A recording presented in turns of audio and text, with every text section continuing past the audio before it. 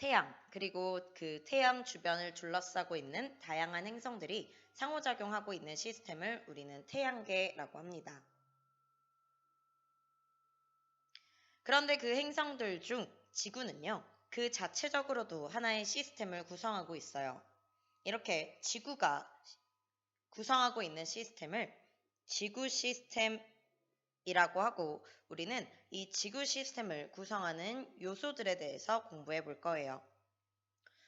지구 시스템을 구성하는 요소에는 5가지가 있습니다. 그 5가지는 직권, 수권, 기권, 생물권, 외권 이렇게 5가지예요. 이 5개의 권역들은요, 서로 상호작용하며 지구를 유지시켜주고 있어요. 여기 화살표가 몇 개가 생략되었는데요. 직권과 기권 사이에서도 상호작용이 일어나고 직권과 생물권 사이에서도 일어나며 수권과 외권 사이에서도 전부 상호작용이 일어나게 됩니다.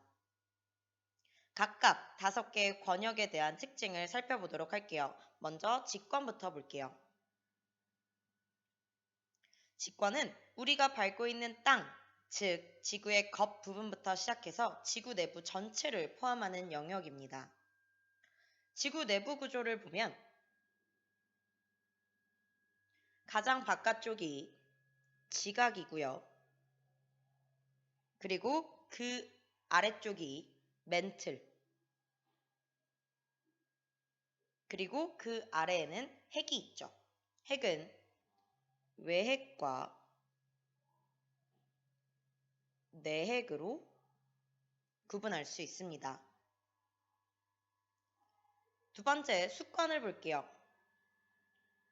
수권은 지구상에 있는 바닷물, 강, 호수, 빙하 등 지구를 구성하고 있는 모든 물을 포함합니다.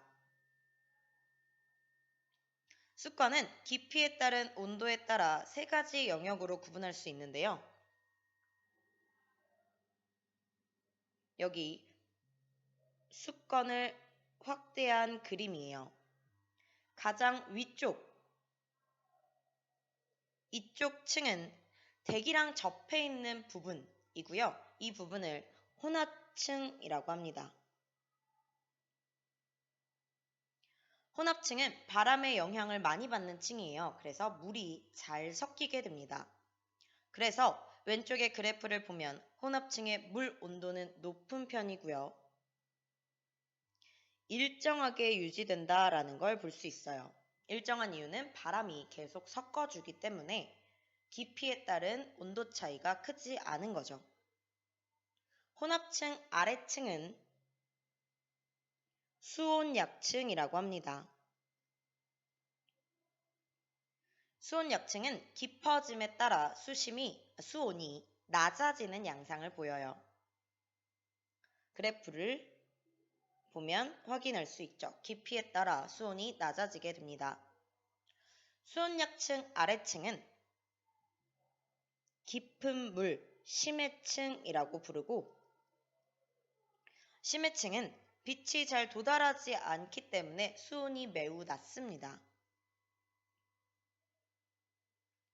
세 번째는 기권이에요. 기권은 지구를 둘러싸고 있는 대기를 포함하고 있는 영역이죠. 지표면으로부터 약 1000km까지가 기권에 해당하게 됩니다. 이 기권은 높이에 따른 기온 분포에 따라 4개의 영역으로 구분할 수 있어요. 우리가 살고 있는 이 기권은 대륙권이죠. 대륙권 위쪽은 성층권이 있고요. 그 위는 중간권, 그리고 마지막 열권이 있습니다.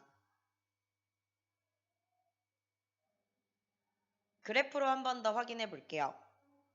가장 아래층 대륙권은요. 높이가 높아짐에 따라 기온이 낮아지고 있는 걸 확인할 수 있어요. 반면 두 번째 층인 성층권에서는요. 높이가 높아질수록 기온이 같이 높아지게 됩니다. 이 성층권에는 뭐가 있죠? 오존층이 존재하죠. 오존층이 존재하기 때문에 태양으로부터 오는 유해한 자외선을 막아줄 수 있습니다. 세 번째 층은 중간권이죠. 중간권의 높이가 높아짐에 따라 기온이 낮아지고 있는 걸 확인할 수 있고요. 마지막 열권입니다. 열권에서는 높이가 높아짐에 따라 계속적으로 온도가 높아지고 있어요. 대기의 99%는요. 지표로부터 약 30km 내에 거의 분포하고 있대요. 그 이유는 바로 중력이 대기를 잡아주기 때문이죠. 이 기권을 넘어선 우주 공간을, 즉 열권을 넘어선 공간을 우리는 외권이라고 합니다. 우주라고 생각하면 돼요. 마지막 생물권은요. 말 그대로 지구에 살고 있는 모든 생물들을 포함하는 것이 생물권이라고 볼 수 있어요. 지구 시스템을 구성하고 있는 각각의 요소들은요. 독립적으로 존재하는 게 아니라 서로 영향을 주고받으며 상호작용하고 있습니다. 예를 들어 우리가 산소를 마시고 이산화탄소를 뱉는 호흡을 하는 것은 무슨 권과 무슨 권의 상호작용이죠? 우리는 생물이기 때문에 생물권, 그리고 산소를 마시고 이산화탄소를 내뱉는 건 기권과의 상호작용이죠. 즉 생물권과 기권과의 상호작용이라고 볼 수 있습니다. 이처럼 다양한 예시가 주어지게 되면 이것이 어떤 요소와 어떤 요소 간의 상호작용인지 찾을 수 있도록 공부를 하시면 돼요.